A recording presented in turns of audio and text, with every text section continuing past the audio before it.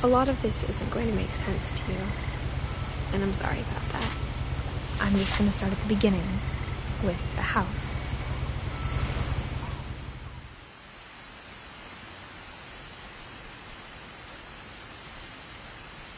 Someone had put up a chain link fence, but it looked like I wasn't the first person to hop it. My brother Milton disappeared when I was 4. It was like the house just swallowed him up.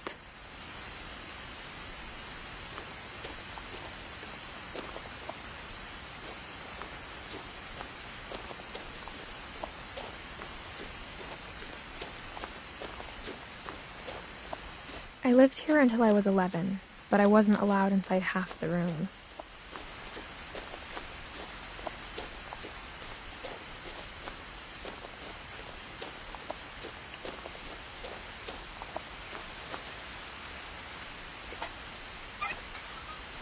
Inside the mailbox were bills from 7 years ago, marked urgent, open immediately.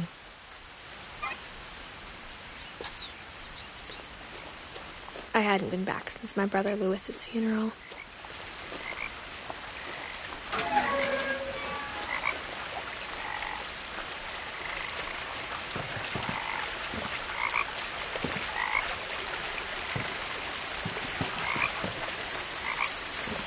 In her will, my mother left me a key, but didn't tell me what it unlocked. Maybe she thought I'd know. Or she thought the mystery would be enough to bring me back.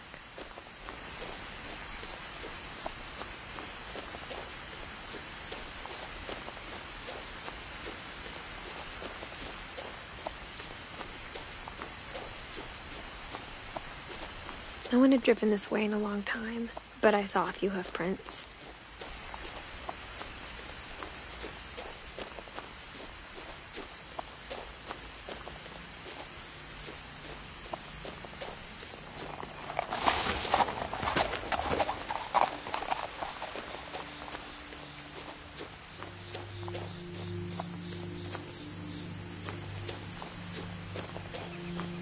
The truth is, even after I inherited the house, I never thought I'd come back to it. But now I had questions about my family that only the house knew the answers to.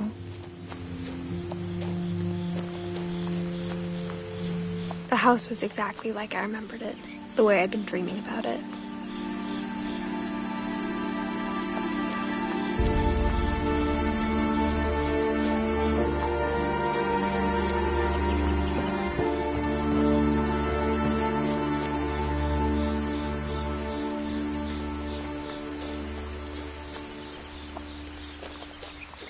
As a child, the house made me uncomfortable in a way I couldn't put into words.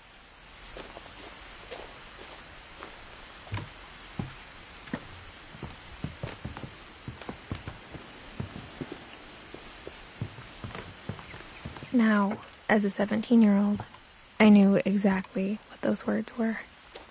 I was afraid of the house.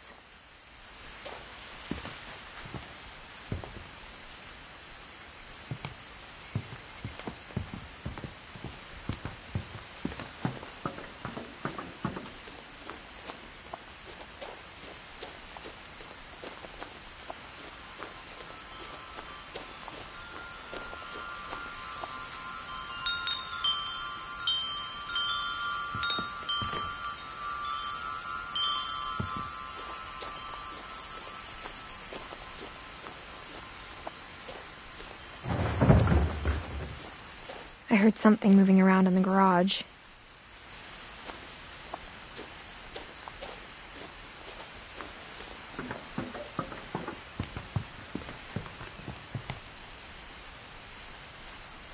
I hoped the key might unlock the front door. It didn't.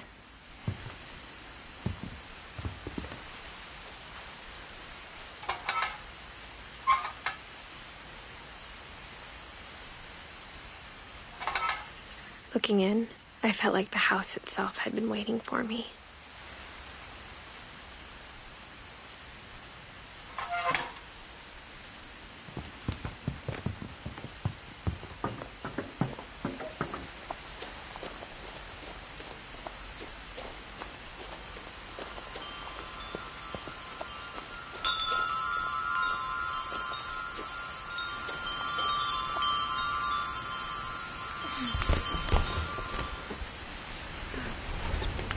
Crawling through the doggy door used to be a lot easier when I was 11.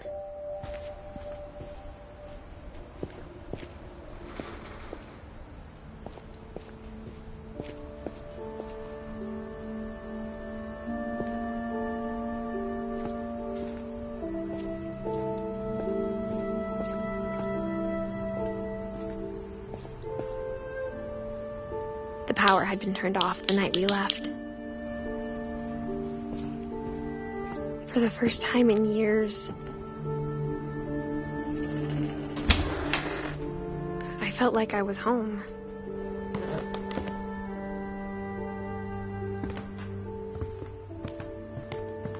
But instead of a family, there were just memories of one.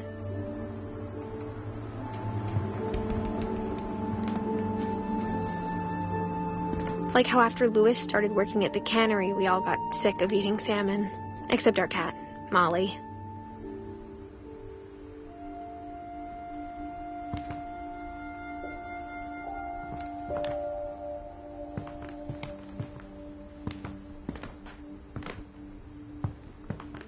Nothing in the house looked abnormal.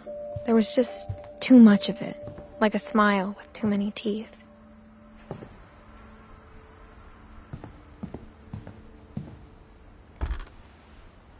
Edie told me once that every Finch who ever lived is buried somewhere in the library.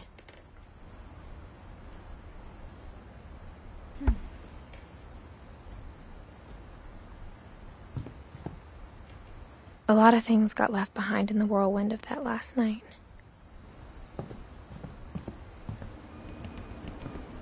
My mom wasn't much of an optimist, but she never stopped believing that my brother Milton was alive.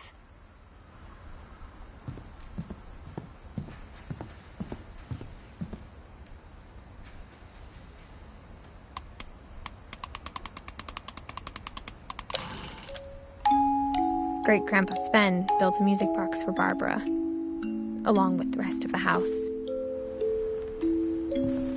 Mom always told me to stay out of the basement, so I wasn't too surprised when the key didn't fit.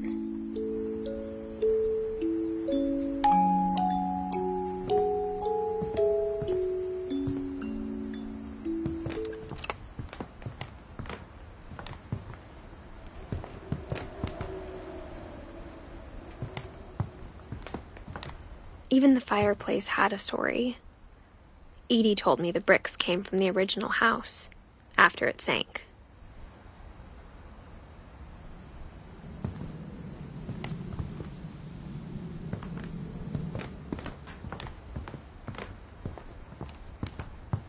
The table was still a wreck from the night we left.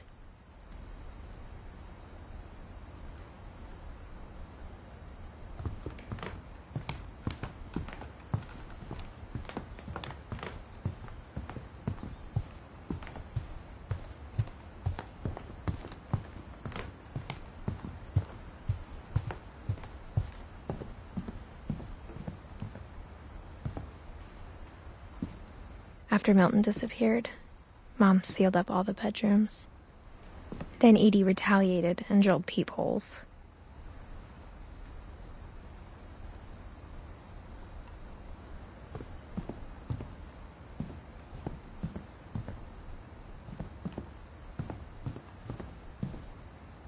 I spent a lot of time playing in Great Uncle Walter's room.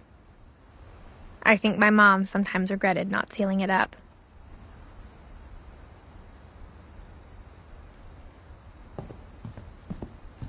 Louis told me there were secret passages, but I never believed him.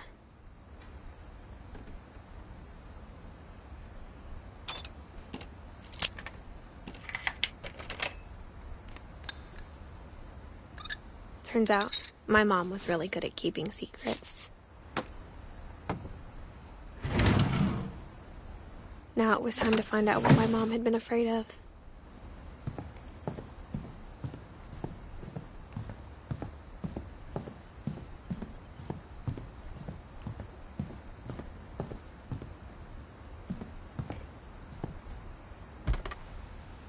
Barbara was a child star for 2 years, until America grew out of it.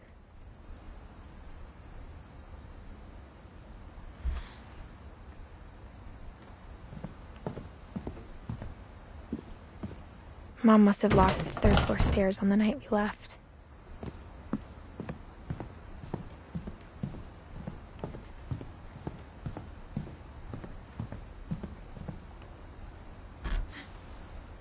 The last time I was in Edith Sr.'s room, I was 10 and she was painting my portrait.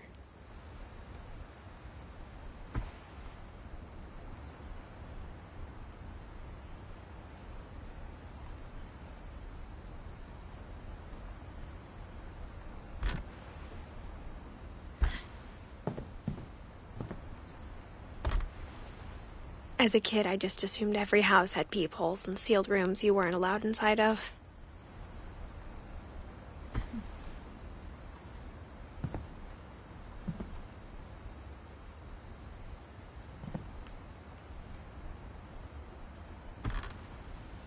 My Grandpa Sam spent 7 years sharing a room with his dead brother, Calvin.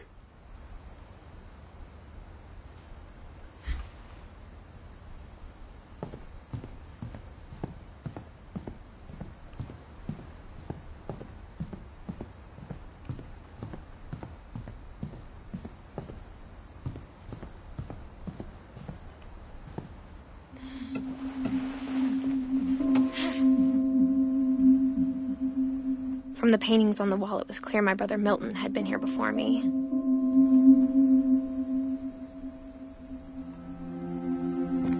Reading this, maybe it sounds like I had a plan. But I had no idea what was behind that door.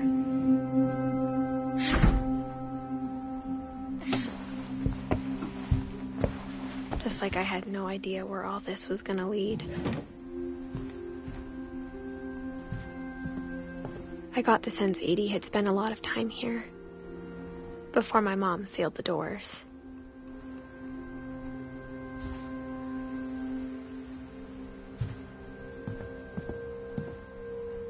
I grew up looking at Molly's room through the peephole. Molly's gerbil had a tiny bedroom with its own even tinier gerbil cage. Being inside for the first time, I felt like I'd stepped behind a painting.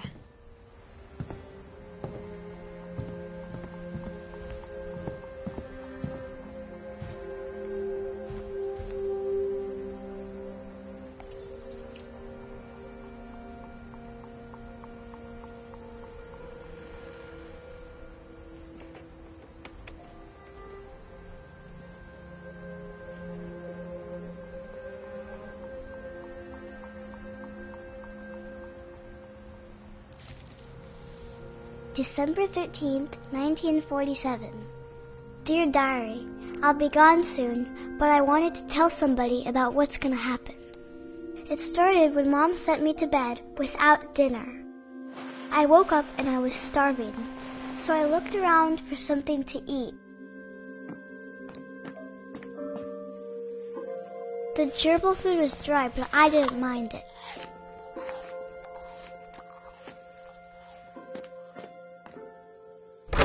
Mom, can I come out now?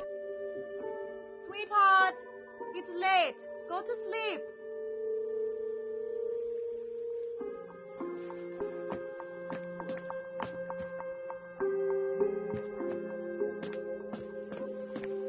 My Halloween candy was all gone.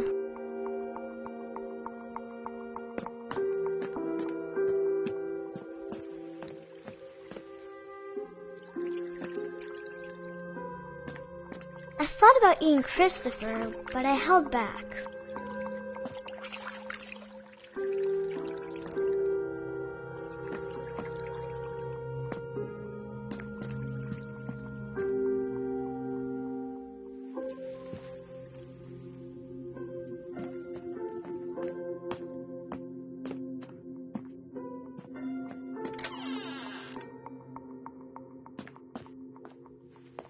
I kept eating and eating.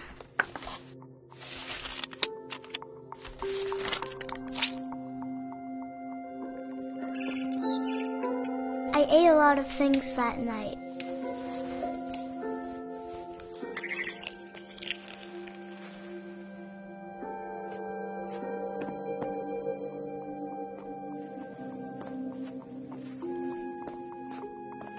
Then I heard chirping outside my window.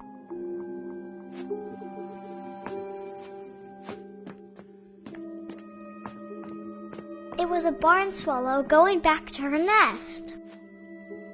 I reached out for her.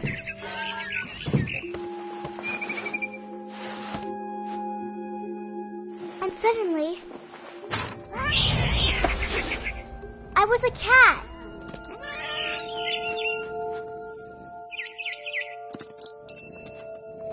I tried to be quiet, but the bird was really scared.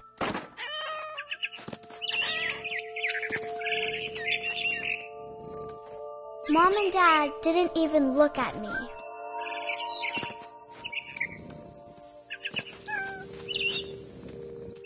I jumped and I almost got her.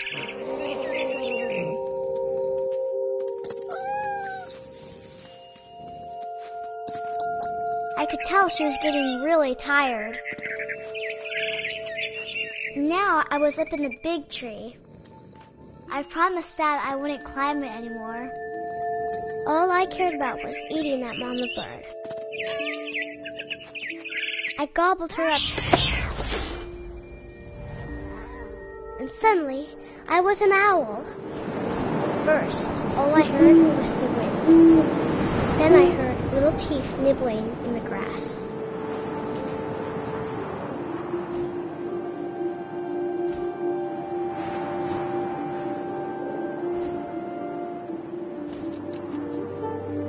Rabbits.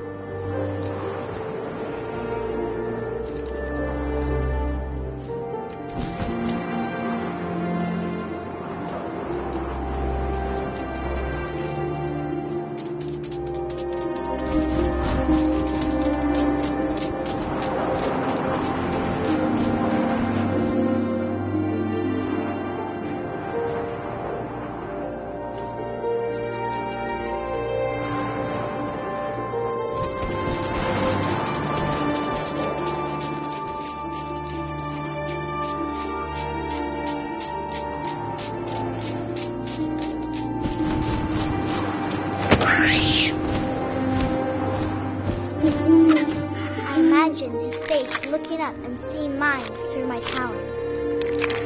I swallowed him up, and I didn't chew one bit. Then I flew off to find something bigger.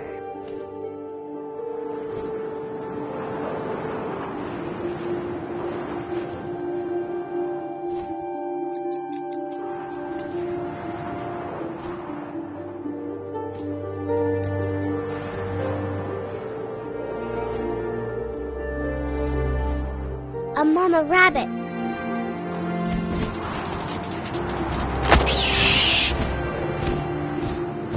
She was almost too big to carry. I started choking, but I couldn't stop eating. And suddenly, I was a shark.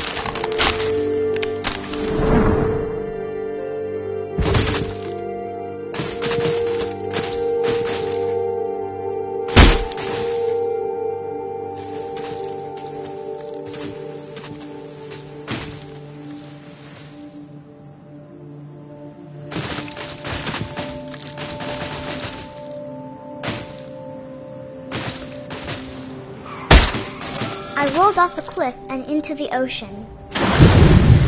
Now, I was hungrier than ever.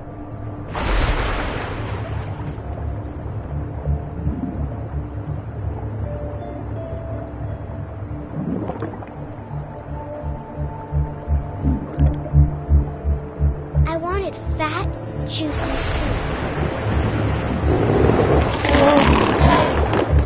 I tore off her flipper, and it tasted really good.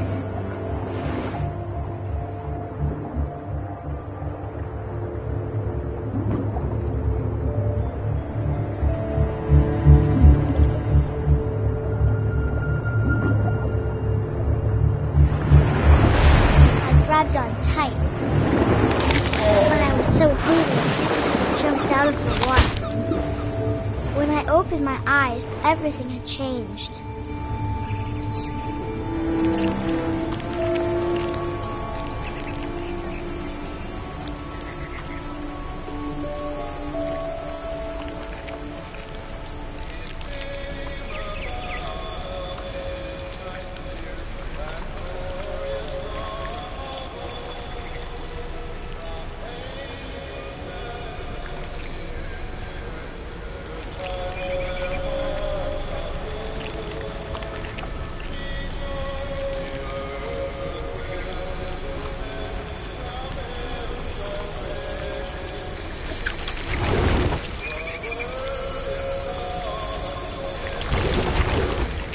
now I was a monster, and I smelled people everywhere.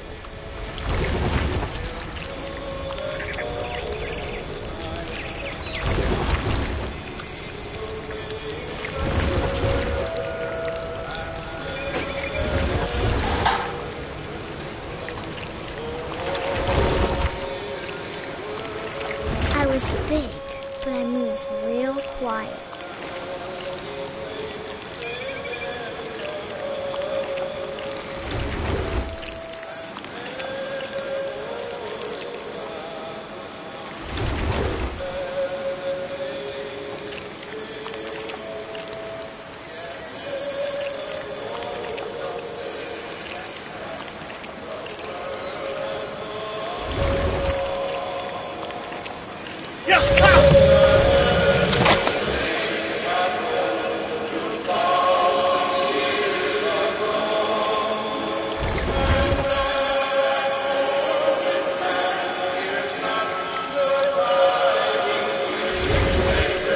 I wanted to stop, but also I didn't.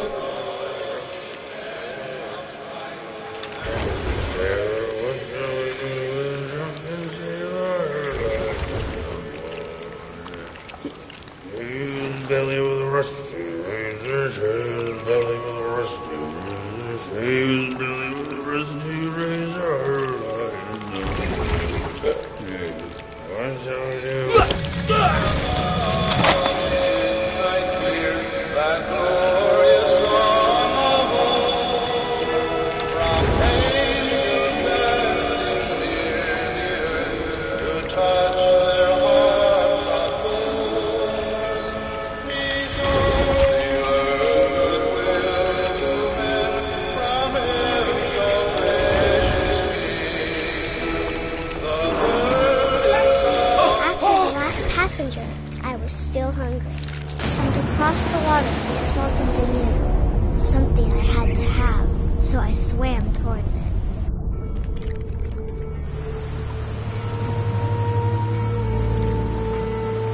I slithered onto the sand, and the good smell went into an old pipe.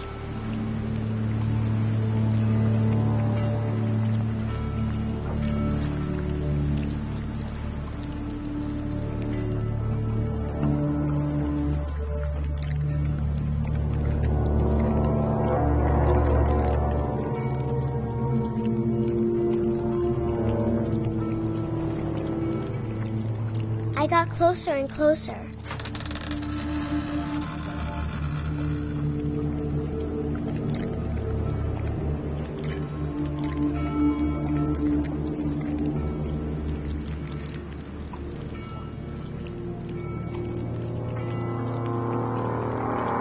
All my stomach started growling. And suddenly, I was me again. I held my breath for a long time, but I couldn't hear anything. I think it's waiting for me to fall asleep. But it's not going to wait much longer. It needs to be, and we both know I will be delicious.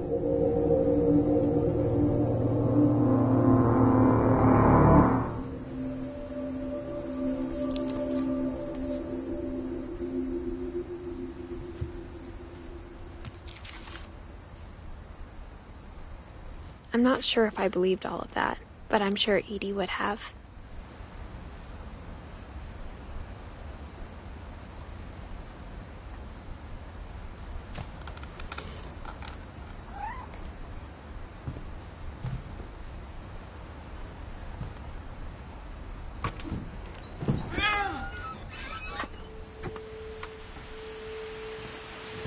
This will be obvious later, but my mom never told me any of these stories.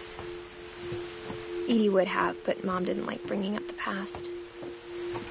Though, when we adopted a stray kitten, she was the one who named it Molly.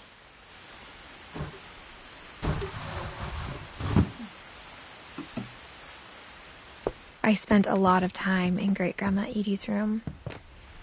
We got along, and it was a good place to hide from my mom. Her room was like a museum.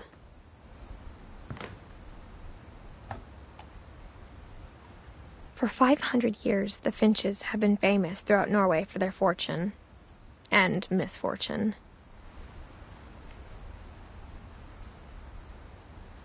Odin Finch buries the latest victims of the family curse, his wife Ingeborg and their newborn son, Johan. On January 7th, 1937, he set sail with his family and his house, hoping to leave the curse behind. But 40-foot waves off the coast of Washington send the house and Odin to the bottom of the sea. Odin's daughter Edie, with husband Sven and baby Molly, step ashore on their new home, Orcas Island. Odin Finch is the first to be buried in the new family cemetery.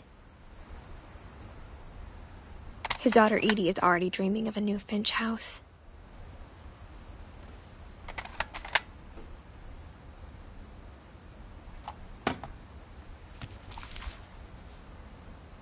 Whatever's wrong with this family, it goes back a long ways.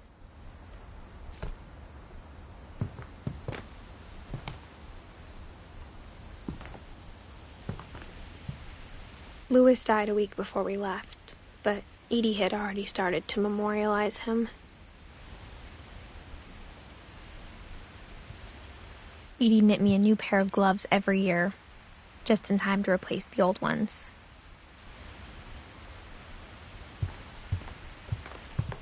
When Edie told people Sven was killed by a dragon, she could also have said he was building a dragon-shaped slide that collapsed.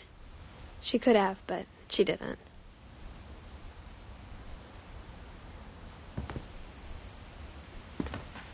One summer, they evacuated the island, but Edie refused to go. For a few weeks, she was a celebrity.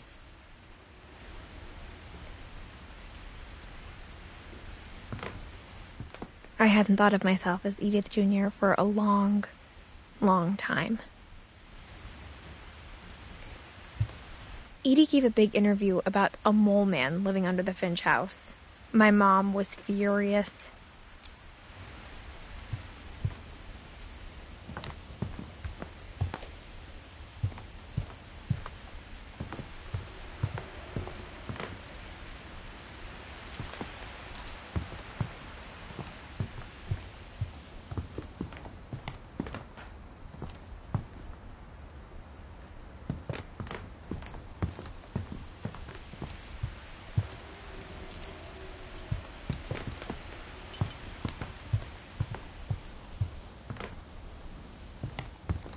Even in her 90s, sometimes Edie seemed a lot younger than my mother. The only trace Grandpa Sam's first wife, Kay, left on the house was the pink bathroom.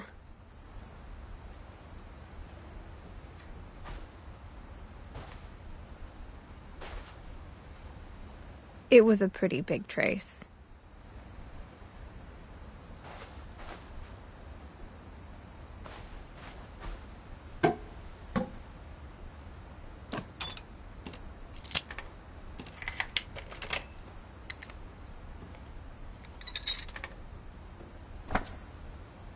There's a secret in this bathroom.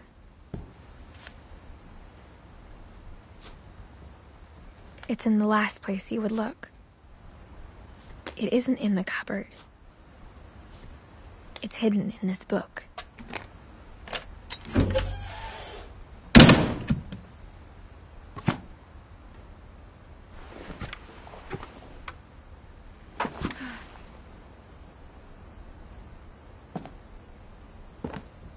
Sven gave Sam an old camera he'd refurbished. He never put it down.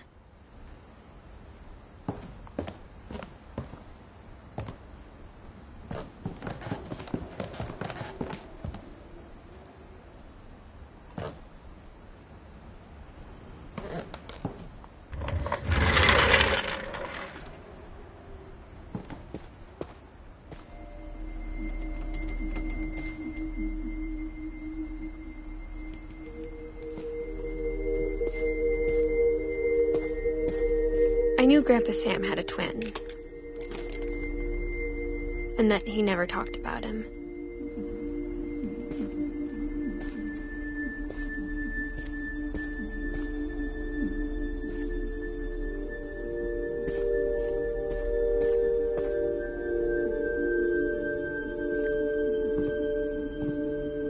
I guess my grandpa didn't like history any more than my mom did.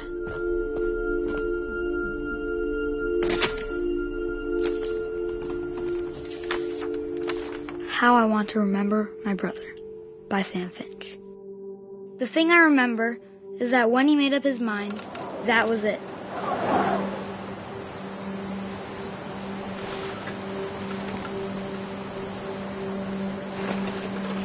My brother said he'd die before he ate another mushroom, and he did.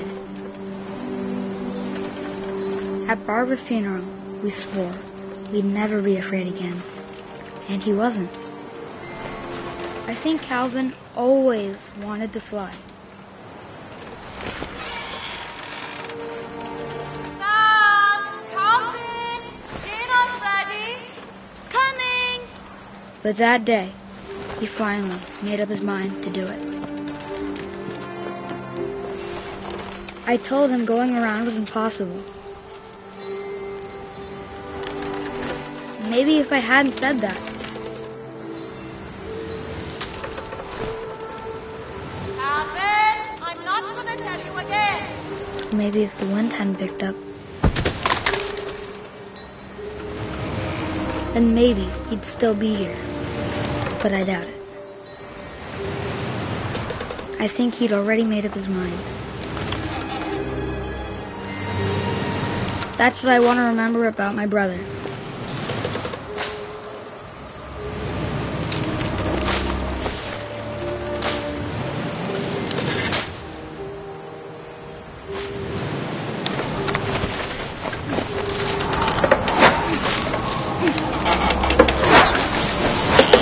The day he made up his mind to fly.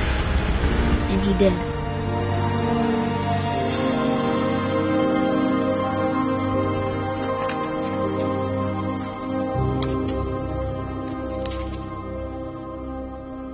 Calvin's story felt strangely familiar. When I was younger, I remember trying to do the exact same thing.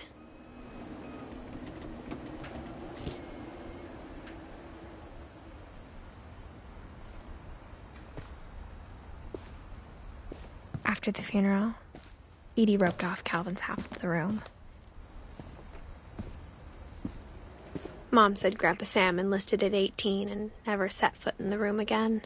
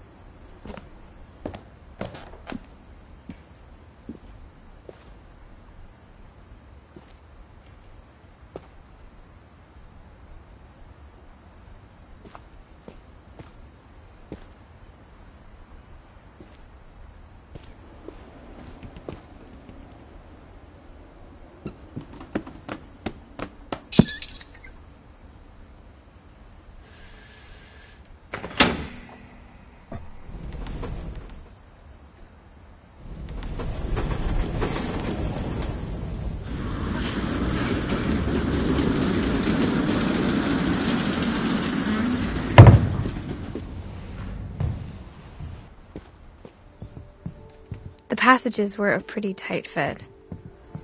They'd obviously been built for smaller hands and bellies.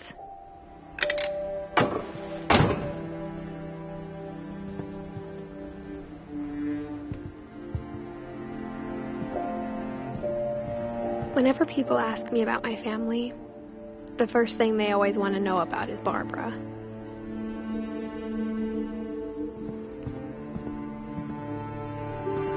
Edie's father, Odin, built the original house.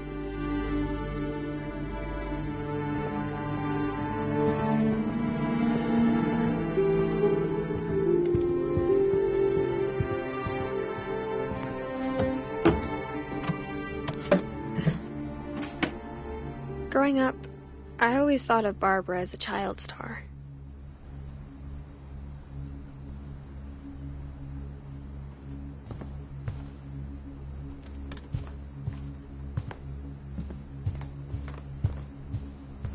I never thought about how hard it must have been for her afterwards.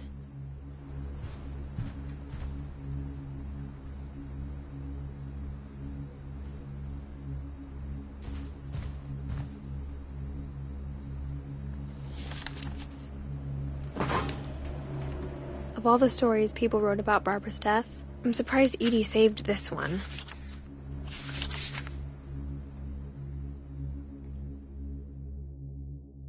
Old Jack here with another ghastly tale inspired by America's most unfortunate family. I'm calling it The Surprise Ending of Barbara Finch. As a child star, Barbara was famous for her scream. Now at 16, she was all washed up. A has-been. But in a lucky break, she'd been asked to perform her signature scream at a local convention for monster movie fans. It was just the boost her career needed. Unfortunately, her scream hadn't aged well. Getting better. I think you just need the right motivation. Her biggest fan and current boyfriend, Rick, was about to demonstrate when... Now that was a great scream. It was Barbara's father, Sven. He'd slipped into a table saw and had to be rushed to the emergency room. So Barbara got stuck babysitting her youngest brother, Walter. Her convention comeback was canceled. Okay, I'm hearing frustration, but I'm not hearing terror. What if I tried... A gang of hoodlums in Halloween masks have been terrorizing Orcas Island tonight. Police are urging residents to... That came from the basement. You're right! Also, I loved your delivery on that. Why is your basement door locked? Because my dad likes making puzzles and secret passages. There's a key hidden in the music box. The secret is to keep winding and winding until finally the key pops out. Thanks, babe. I'll be back in a sec. 20 minutes later, Rick hadn't returned. So Barbara went to look for him, right on cue. She reached for the music box. And as she wound the key, she listened for Rick, but the house was silent.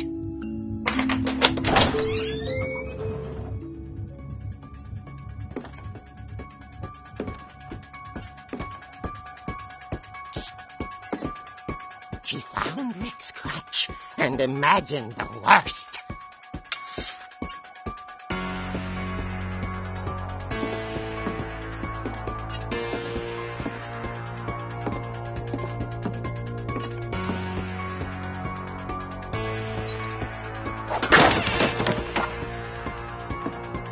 Leader is the infamous Hookman killer, Dr. Carl Hamill, who impaled and then ate his family 10 years ago tonight.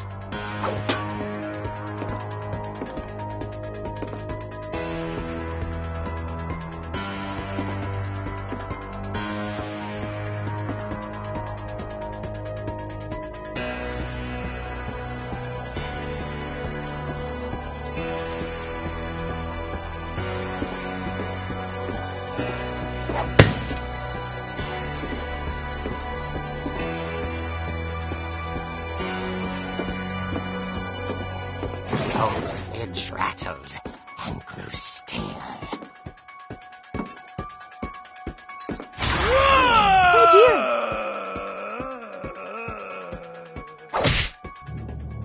Oh! Rick?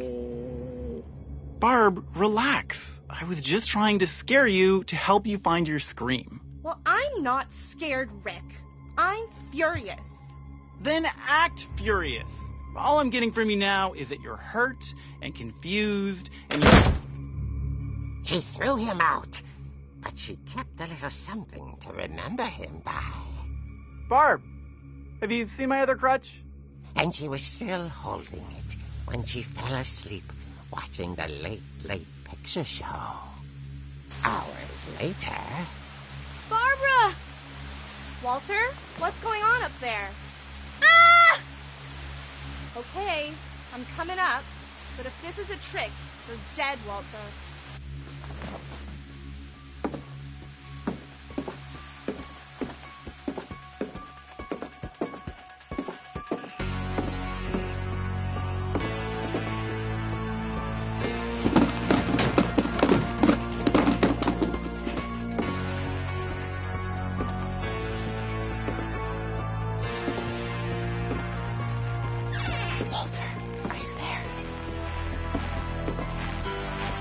Walter had vanished, but his bedside radio was still on.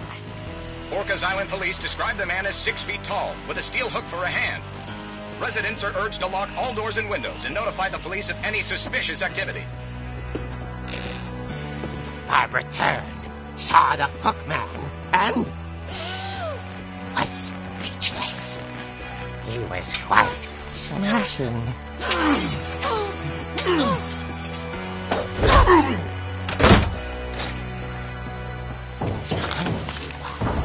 He couldn't get enough of Barbara. Okay, Barbara, there's got to be another way out of here. That night, she played her part beautifully.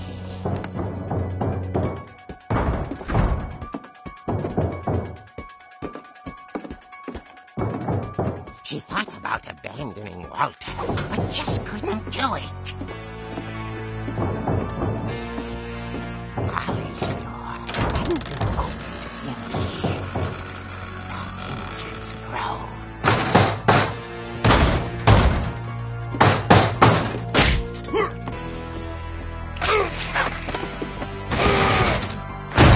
He wasn't moving, but she sensed the story might not be over yet.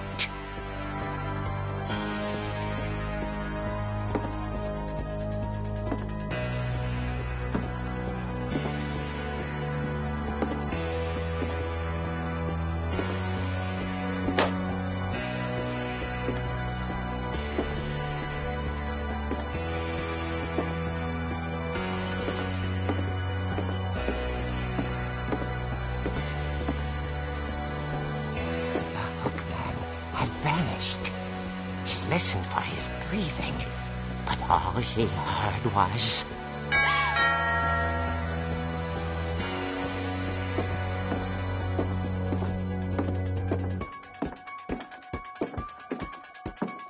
At the door, she heard whispering. It was coming from inside the house.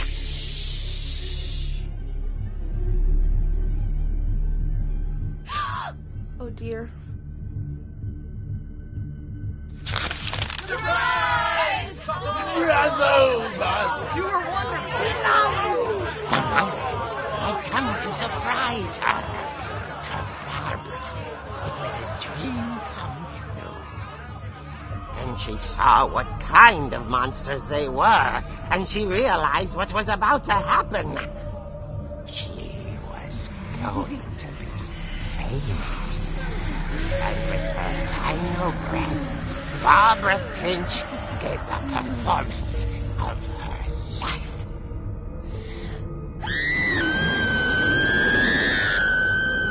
I wasn't there myself, but I hear Barbara was magnificent. Poor girl. She had a taste for stardom. But unfortunately, so did her fans. Of course, the police blamed it all on poor Rick, who disappeared the same night. And little Walter, hiding under his bed the whole time. They took it all pretty hard, but that's another story. As for Barbara, tucked inside the music box is all they ever found of her. Her ear.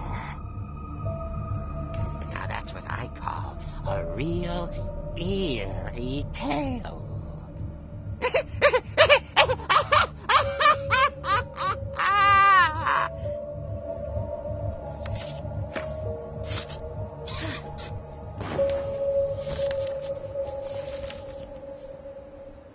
Edie told me all Barbara wanted was to be remembered, as absurd as that comic was.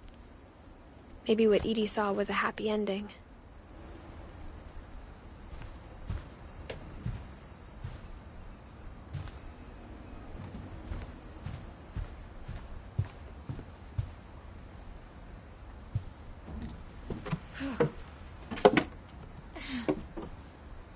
I guess now I know why Mom didn't like me playing with the music box.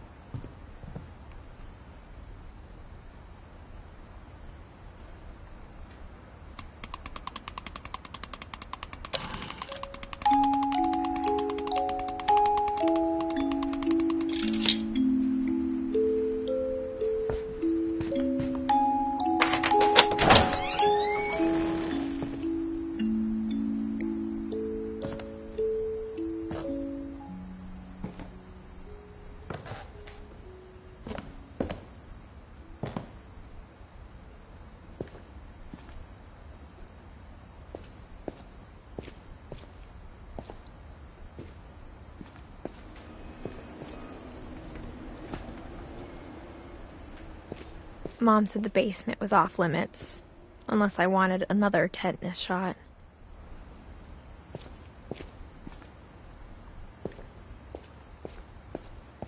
I saw Edie sneak down to the basement once, carrying packages.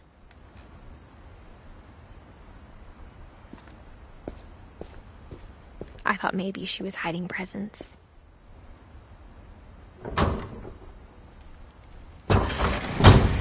It turned out she was hiding a lot more than that.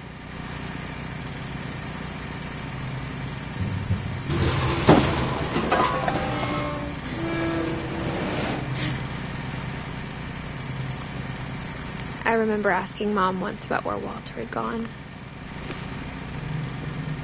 She said after Barbara died, he got as far away as he could.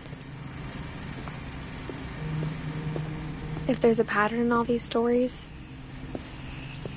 I think it's that none of us has gotten very far.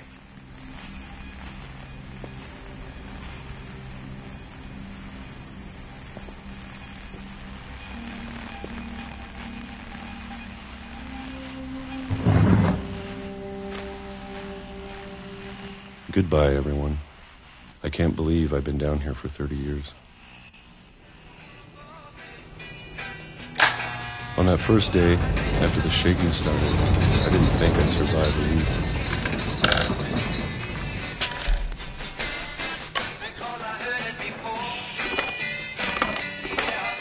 But after a few days, I settled into a routine. That's what kept me sane. Having a schedule, living for today. I always expected to be dead tomorrow.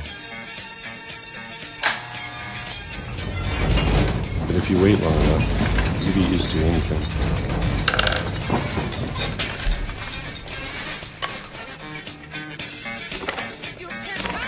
Even a monster on the other side of the door starts to feel normal. Almost friendly.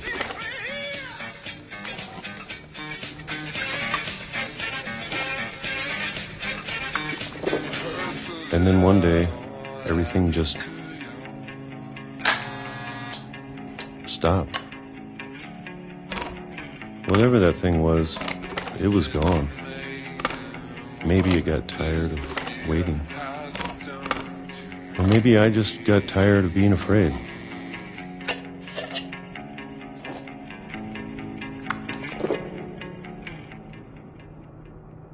It's been a week now, the longest in 30 years. I'm done waiting. I have to leave while I still can.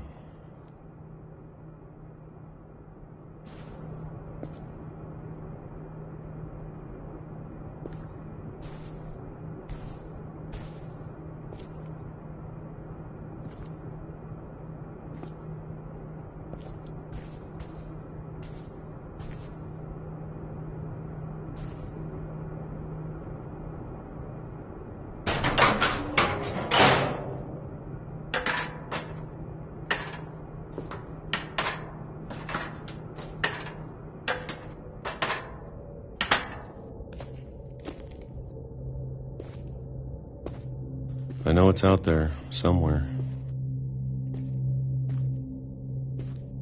Whatever killed Barbara and Molly and Calvin. Maybe this is all a mistake. But I need to stop living the same day, even if it kills me.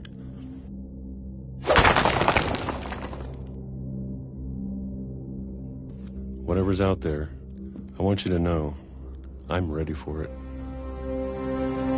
I'm going to appreciate all of it, especially the food.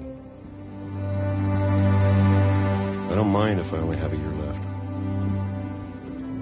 or a month, or a single week. I'd be happy with 1 more day. I can already imagine the sun on my face.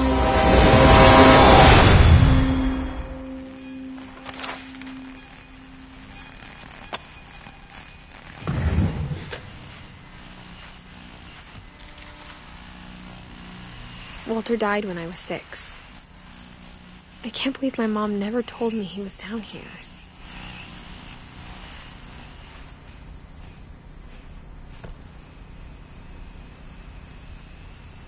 I'm sure my mom was trying to protect me.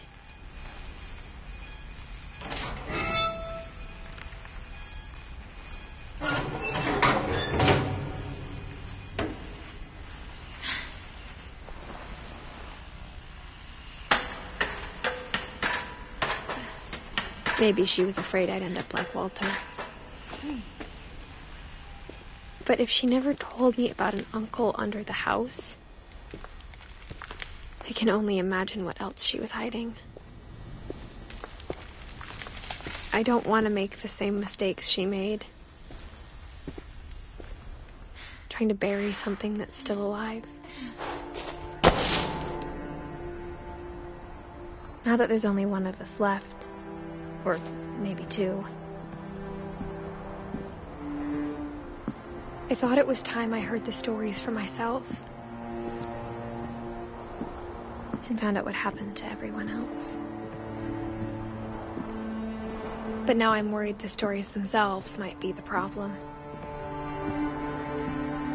Maybe we believed so much in a family curse, we made it real.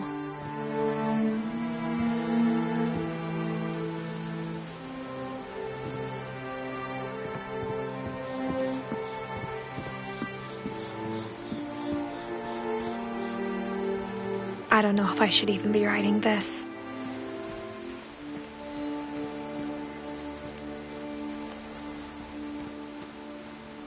Maybe it'd be better if all this just died with me.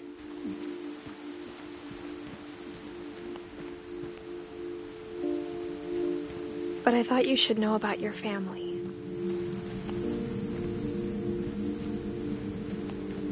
And the history you're a part of.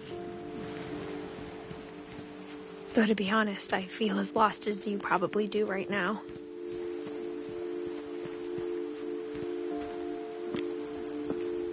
I think the people in these stories believed them, for what that's worth.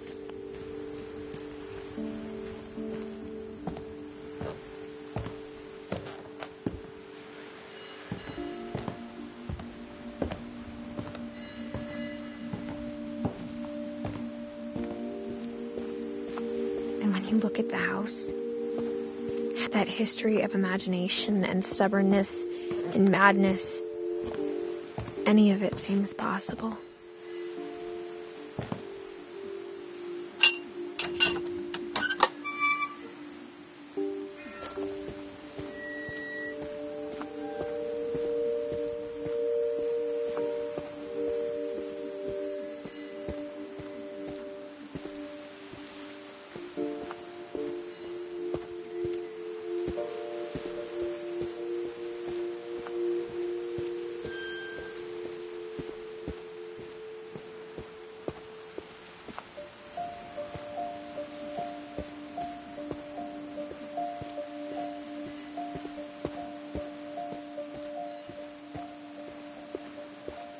I think we've been surrounded by death for so long, we've just gotten used to it.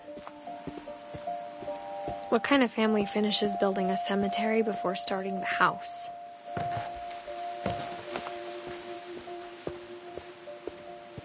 It's embarrassing for me to admit this, but the pet cemetery made me more uncomfortable than the human one. 3 of the gerbils are mine, and 2 had been my fault.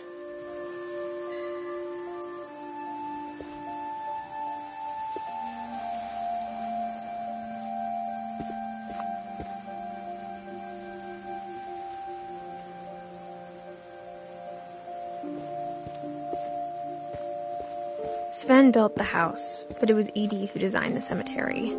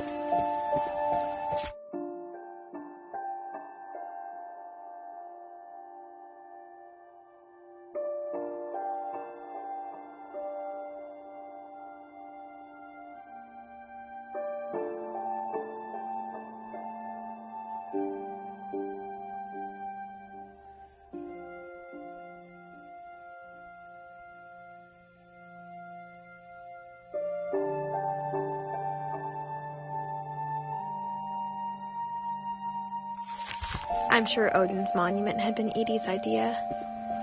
My mom was always trying to move on, but for Edie, the past never went away.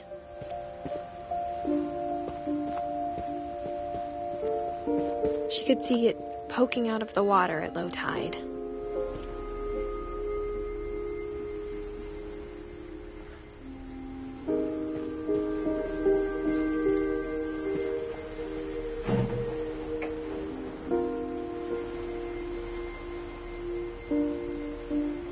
Edie said she dreamed about the old house every night.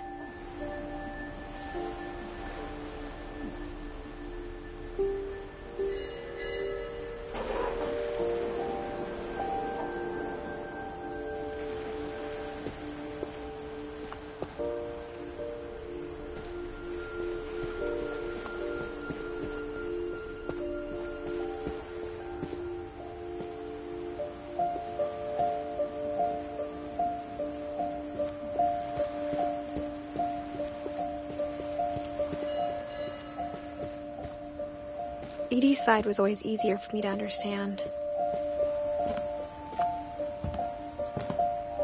But the older I get, the more I can see where my mom was coming from.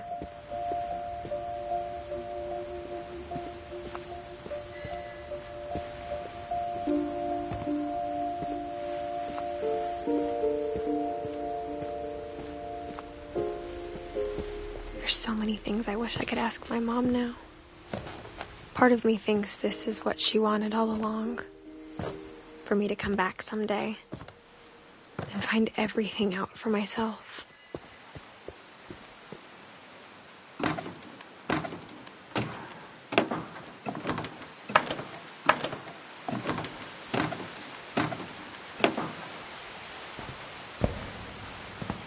But looking back on it now,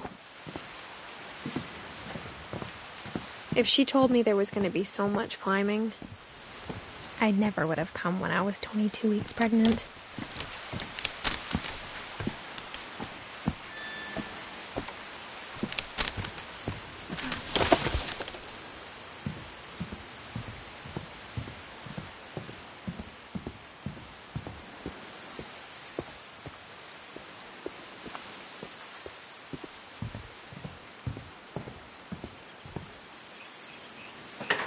I never met Grandpa Sam, but I think he and my mom had a lot in common.